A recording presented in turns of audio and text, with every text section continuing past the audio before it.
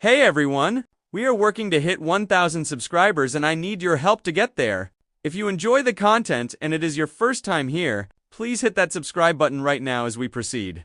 Asterisk, the baseball world is completely split right now, and what I'm about to reveal is going to settle this debate once and for all. Some fans are celebrating like they just won the lottery, convinced the Toronto Blue Jays just assembled a championship roster. Others are pulling their hair out, claiming this team went absolutely nowhere and wasted a golden opportunity. The divide is massive, the arguments are heated, and the truth is way more complicated and way more interesting than anyone realizes. We're talking about major additions, controversial departures, advanced metrics that'll blow your mind, and projection systems that have the Blue Jays ranked in places you won't believe. By the end of this video, you're going to know exactly whether Toronto won or lost this winter, and trust me, the answer is going to surprise you. Let's get right into the heart of this absolute chaos because the roster moves this offseason have been nothing short of dramatic. On the incoming side, we've got Dylan Cease, Kazuma Okamoto, Cody Ponce,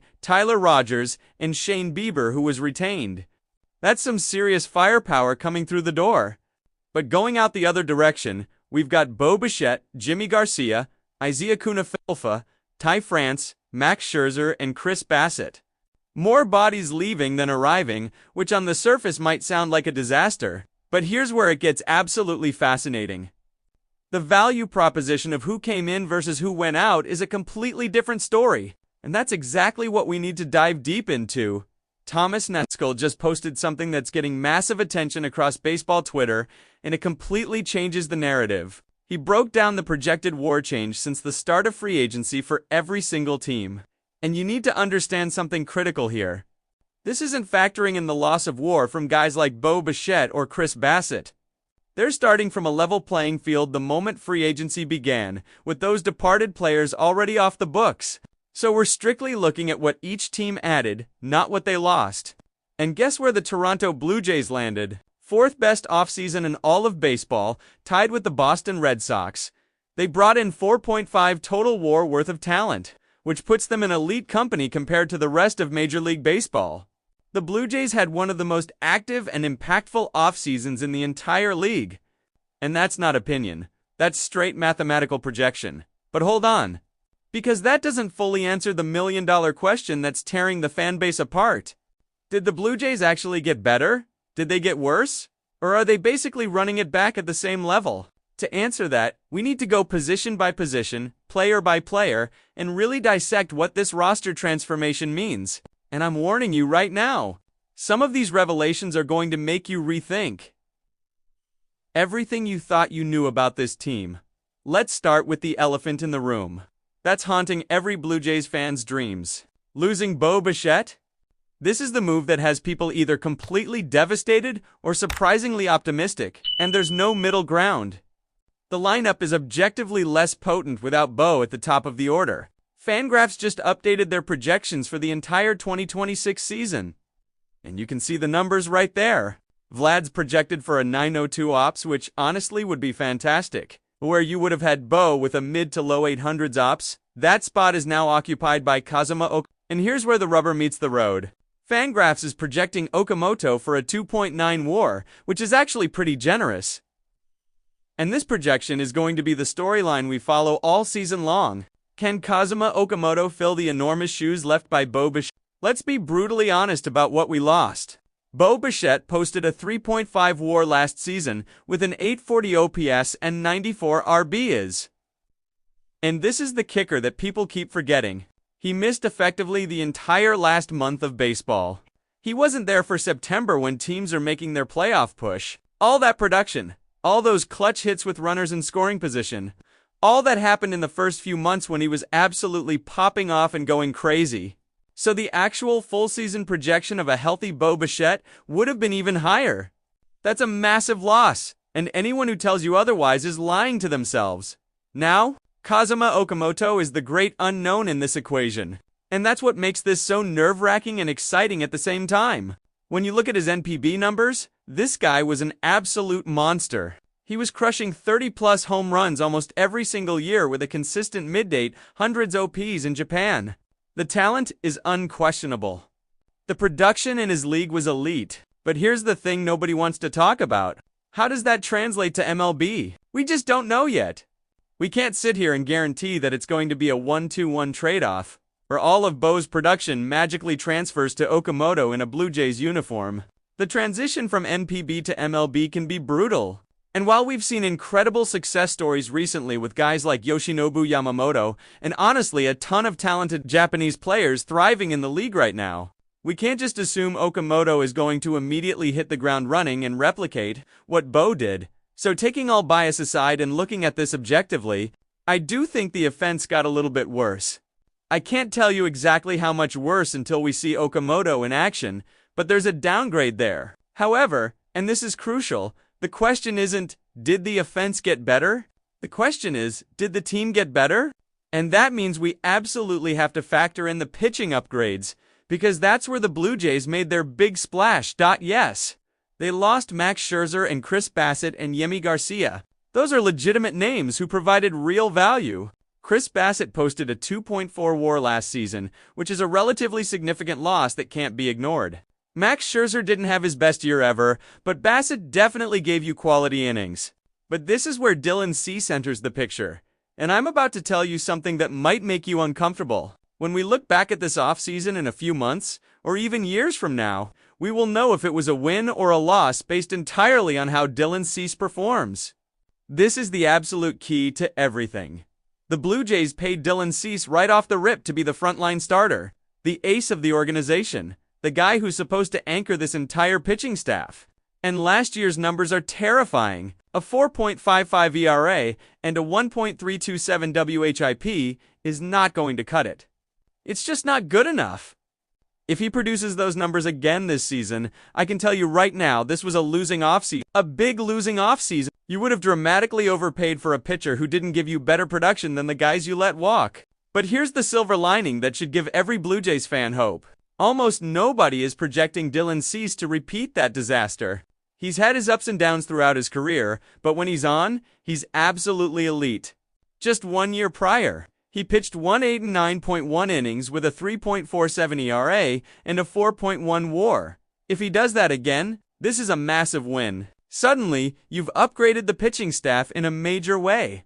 The floor with Dylan Cease is genuinely scary.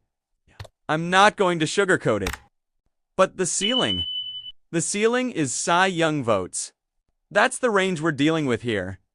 And that's why this signing is either going to look brilliant or absolutely catastrophic with very little middle ground. The good news is, Toronto hedged their bets with Cody Pones, and while I can't say for certain he's going to be good, I absolutely love the promise and potential. The last time he was in the MLB, it wasn't pretty. A 5.86 ERA is rough, but then he goes to Korea, wins the Korean League MVP, has a phenomenal season, as literally the best player in that league, gets paid by Toronto, and now he's projected as the 6th starter in the rotation. The benchmark for me is simple. If Dylan Cease is your Chris Bassett replacement, he needs to outperform what Bassett did last year. And Cody Ponce needs to do more than what Max Scherzer provided. That's how you bridge the value gap created by losing Bo Bichette. Dylan Cease and Cody Ponce have to be very good. They have to make up for all of that lost production. If they do, this offseason is a win. If they don't, we're going to be having very different conversations come summertime. But here's where. I genuinely believe the Blue Jays made major improvements. The starting pitching staff absolutely got better. I really believe that.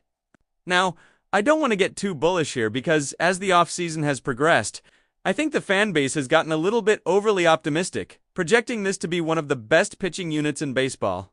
Let's pump the brakes for a second, and remember that last year, the Blue Jays starters were 20th in runs allowed and 17th in WHIP. That's not good.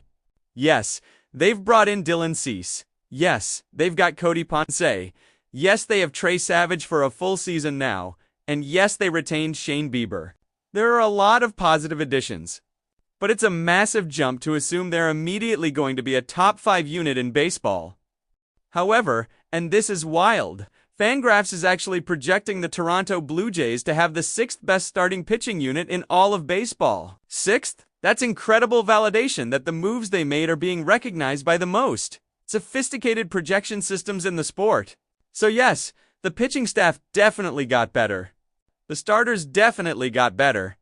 The question is just how much better versus how much worse the lineup got. And that ratio is going to determine whether this offseason was ultimately successful. But we can't talk about pitching improvements without giving Tyler Rogers his flowers. Because this signing is absolutely phenomenal. There's no debate for me here. Tyler Rogers is head and shoulders better than Yimi Garcia, who didn't return. We're talking about someone who pitched the most games out of the bullpen in the last 2 consecutive seasons with an ERA under 2. This man is an absolute fireman workhorse who can be deployed in any situation to put out fires. Yimi Garcia tried to fill that role with mixed results, but Tyler Rogers is just on a different level. The bullpen absolutely got better with this addition, and that's a massive upgrade that shouldn't be overlooked. So here's my final verdict on this entire offseason. The lineup got a little bit worse. The starting pitching got a little bit better. The bullpen got a little bit better. And when you add it all up, I genuinely believe the Toronto Blue Jays got a little bit better this offseason overall. My grade is an M. They addressed significant holes, they made smart additions, and they positioned themselves for success. Obviously, I would have loved to see them retain Bo Bichette or go out and land Kyle Tucker, because then we wouldn't even be having these conversations. It would be an emphatic yes. They got dramatically better. But they didn't land those guys. So we're left analyzing marginal improvements and projecting potential. At the absolute worst, the Blue Jays stayed around the same level as last year. And some people will say that's a failure, but those people are forgetting something crucial. This team went to the World Series last year. If they can maintain that level of performance, they're in an incredibly strong position to make serious noise in 2026. Even if they didn't get dramatically better like some fans hoped at the beginning of the offseason, and maintaining World Series caliber play is still a massive success.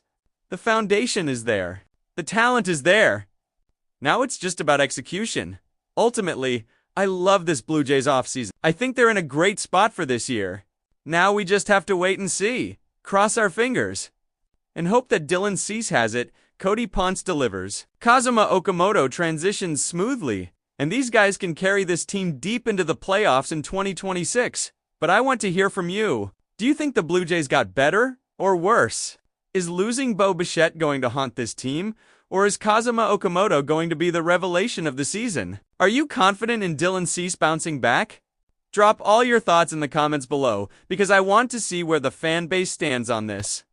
And if you're loving this deep dive breakdown and want more content analyzing every single move the Blue Jays make, smash that like button, hit subscribe, and turn on notifications so you never miss a video. Spring training is right around the corner, and we're going to be covering every single development. Let's go Jays!